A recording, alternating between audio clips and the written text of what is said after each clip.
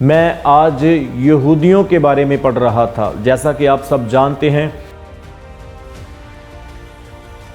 कि कुछ यहूदी जो हैं वो प्रभु यीशु मसीह पर विश्वास नहीं करते।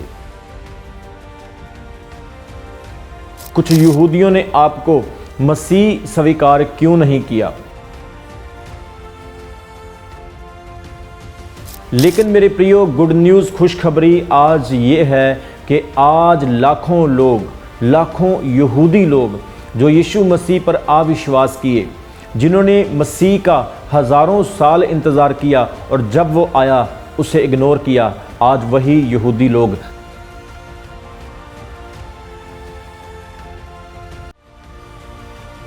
और कुछ लोगों को मैं देख रहा हूं जो ऐसा सोचते हैं या ऐसा कह रहे हैं कि मैं तो इस्राएल की सपोर्ट करता हूं।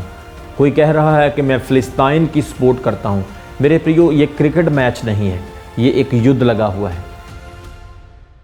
Praise the Lord. मैं प्रेरित रमन हंस आप सभी का परमेश्वर की पवित्र हजूरी में स्वागत करता हूं।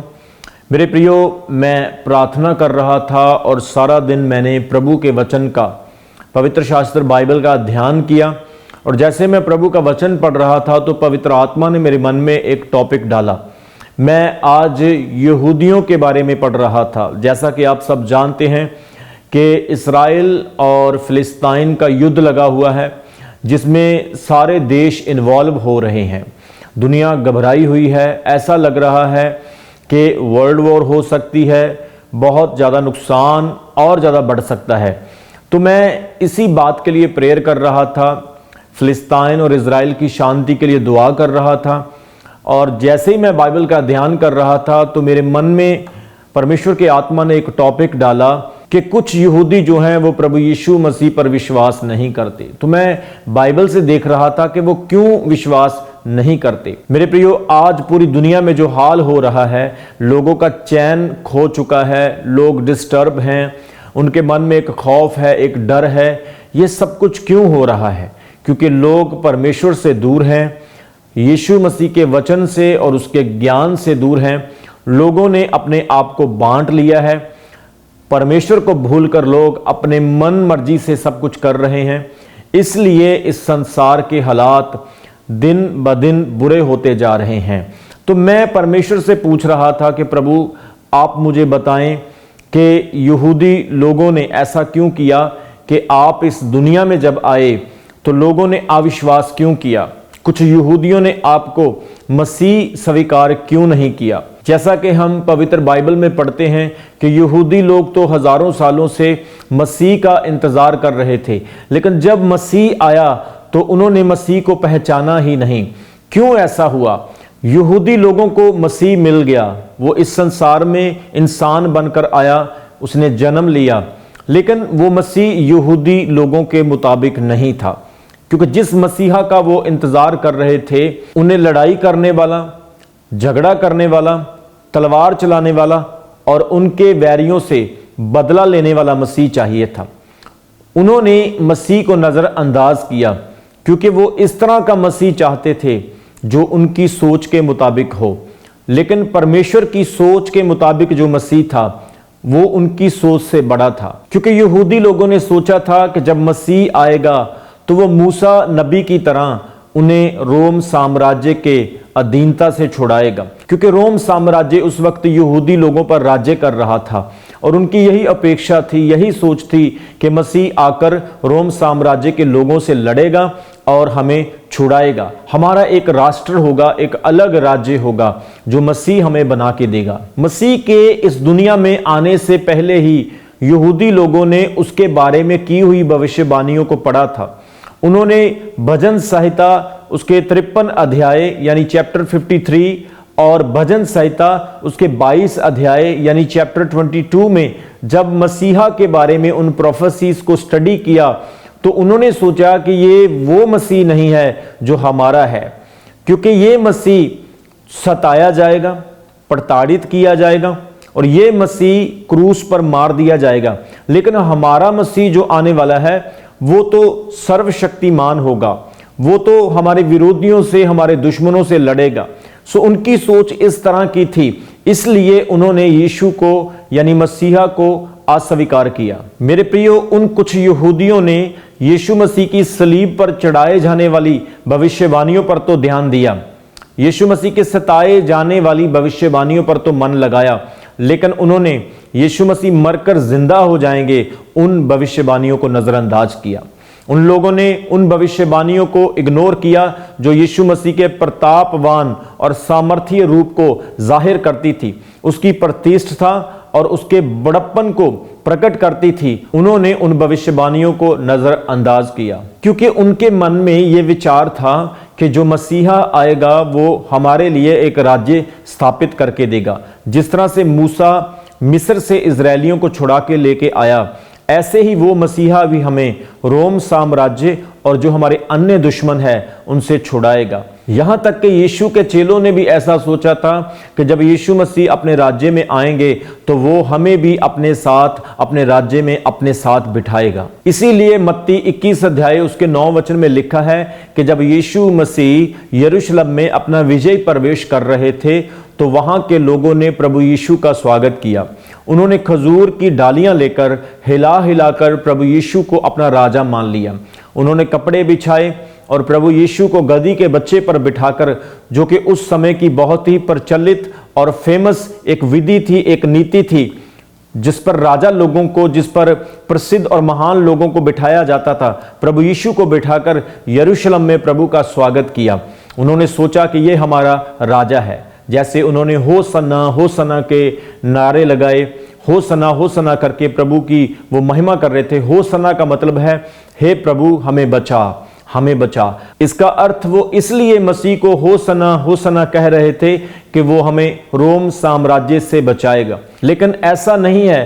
प्रभु यीशु मसीह तो शांति के राजा हैं, वो तो प्रेम करने वाले राजा हैं। जैसा कि यशाया भविष्यवक्ता ने यशाया उसके 9 अध्याय उसके 6 वचन में यह भविष्यवाणी की कि हमारे लिए एक बालक उत्पन्न हुआ, हमें एक पुत्र दिया गया, राज्य उसके कांधे पर होगा और वो शांति का राजकुमार होगा। मेरे प्रियो, प्रभु यीशु मसीह शांति के राजा है, वो तलवार चलाने वाले नहीं हैं। प्रभु यीशु ने अपने चेले पतरस को क्या कहा था कि पतरस अपनी तलवार को म्यान में रख, क्योंकि जो तलवार चलाते हैं वो तलवार से ही मारे जाते हैं। प्रभु यीशु का तलवार पर, लड़ाई पर और दुश्मनों को मारने पर बिल्कुल भी विश्वास नहीं था, क्योंकि वो पापों से नजात देने के लिए, छुड़ाने के लिए और अनंत काल का जीवन देने के लिए आया था। लेकिन यहूदी लोग इस चीज को नजरअंदाज कर रहे थे। उन्हें तो वो मसीह चाहिए था जो मसीह दुनियावी हो और उनकी सोच के मुताबिक हो। उनकी योजनाएं यही थी कि मसीह आएगा और हमें छुड़ाएगा। लेकिन परमेश्वर की योजनाएं उन्हें सिर्फ शारीरिक चंगाई या छुटकारा देने के लिए नहीं थी, उन्हें आत्मिक छुटकारा, अनंत काल का छुटकारा देने के लिए भी थी। लेकिन हुआ क्या, जो यहूदी बहुत ही समझदार थे, ज्ञानवान थे, उनकी आंखों पर आत्मिक अंधापन छा गया। उन्होंने मसीह को समझा ही नहीं। उन्होंने क्या किया, मसीह की वो भविष्यवाणियों को तो पढ़ लिया जहां पर वो क्रूस पर चढ़ाया जाएगा, वो प्रताड़ित किया जाएगा, दुखों को उठाएगा, लेकिन उसकी महानता की भविष्यवाणियों को नजरअंदाज कर दिया।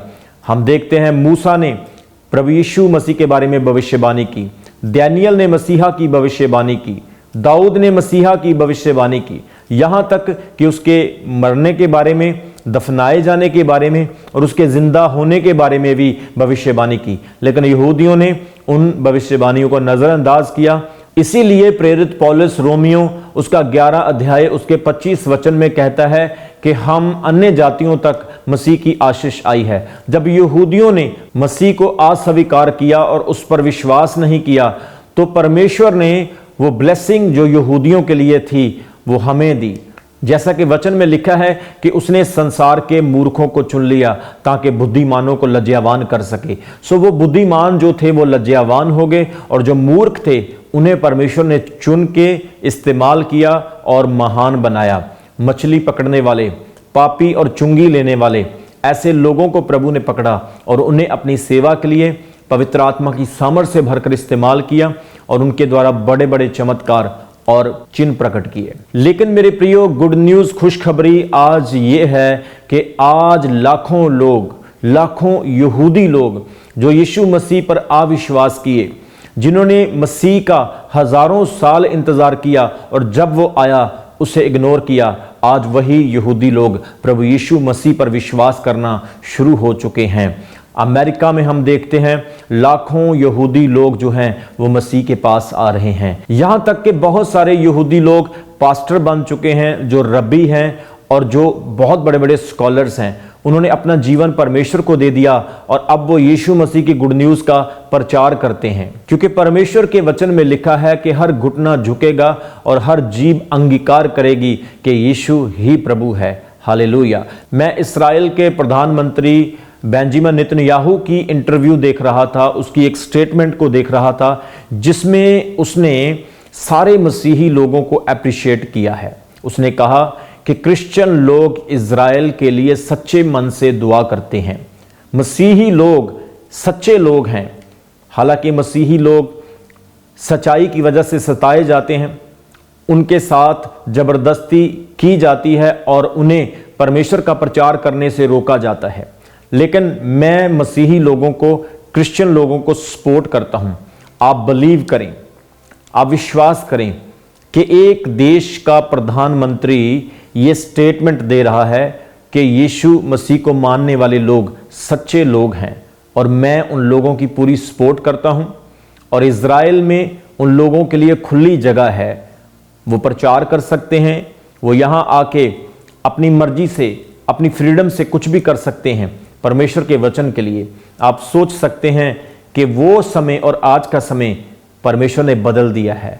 अब यहूदी लोग परमेश्वर को अपना जीवन दे रहे हैं और जान रहे हैं कि क्रिश्चियंस मसीही सच्चे लोग हैं। वो जिसे प्यार करते हैं दिल से प्यार करते हैं, वो किसी के लिए नफरत नहीं रखते हैं, क्योंकि उनके परमेश्वर यीशु मसीह ने उन्हें यही सिखाया है कि तुम अपने दुश्मन से भी प्यार करो और अपने सताने वालों के लिए दुआ करो। मेरे प्रियो, हमें गर्व महसूस होता है कि हम मसीही हैं, हम क्रिश्चियंस हैं, और जो भी यीशु मसीह पर विश्वास करे वो मसीही है। मसीही कोई धर्म नहीं, क्रिश्चियन कोई रिलीजन नहीं, क्रिश्चियनिटी एक रिलेशनशिप है।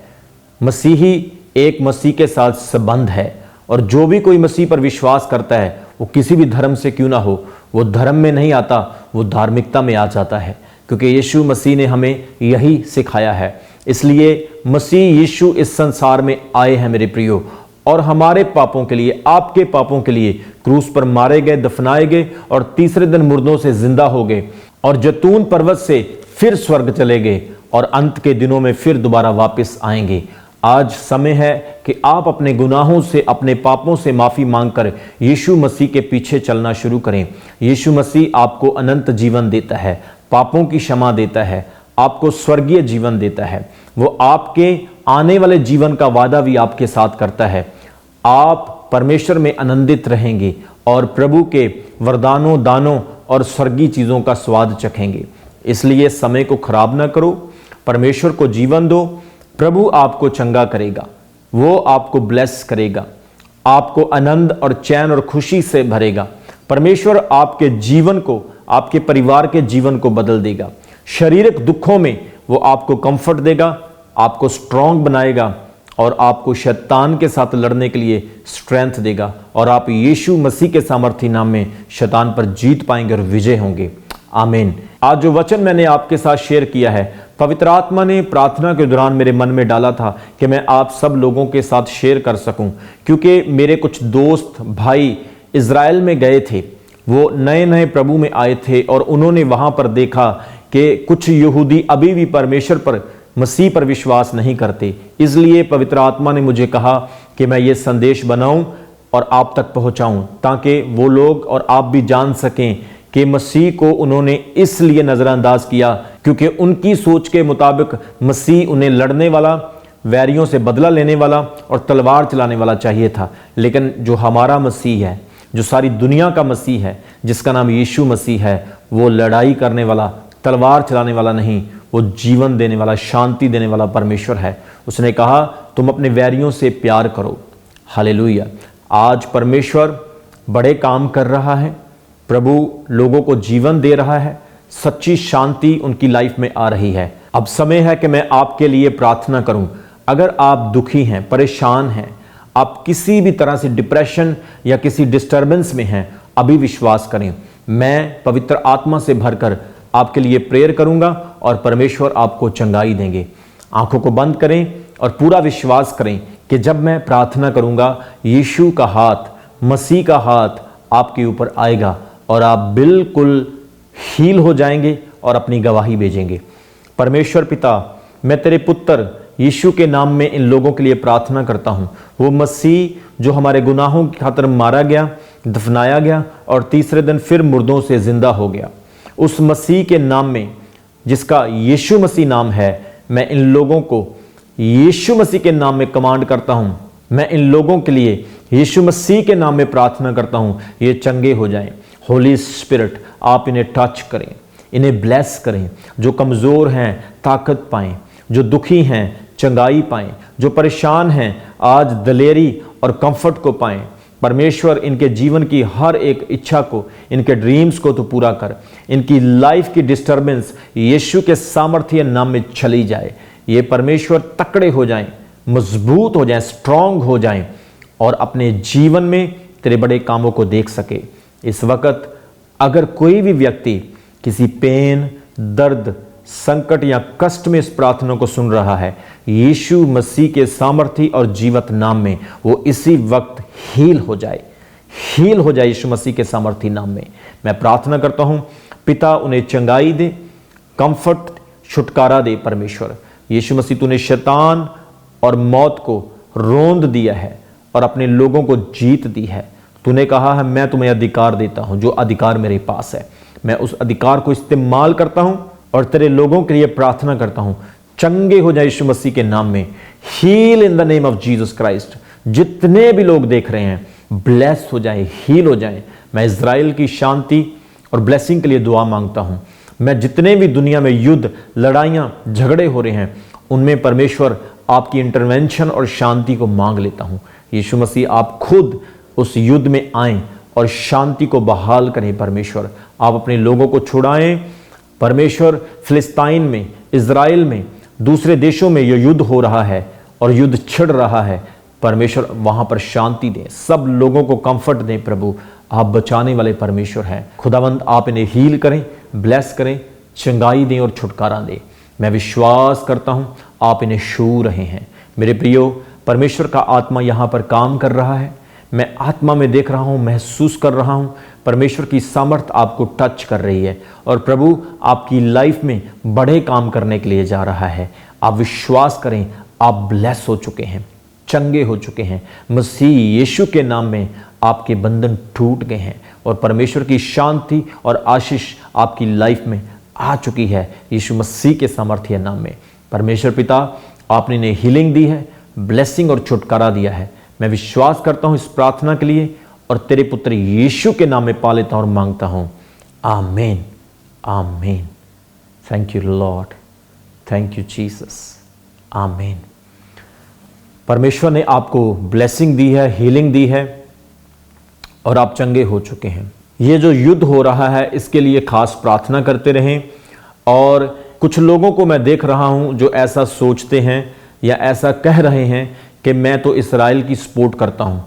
कोई कह रहा है कि मैं फिलिस्तीन की सपोर्ट करता हूं।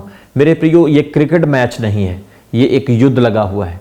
हमें सबके लिए दुआ करने की ज़रूरत है ताकि परमेश्वर यीशु मसीह का प्यार हर कोई समझ सके और उसके करीब, उसके पास आ जाए। मेरा विश्वास है आपने इस प्रार्थना से चंगाई और ब्लेसिंग पाई है और इस वचन से आशीष पाई है। परमेश्वर आपको और आपके घराने को आशीष दे, यीशु मसीह के नाम में, आमीन।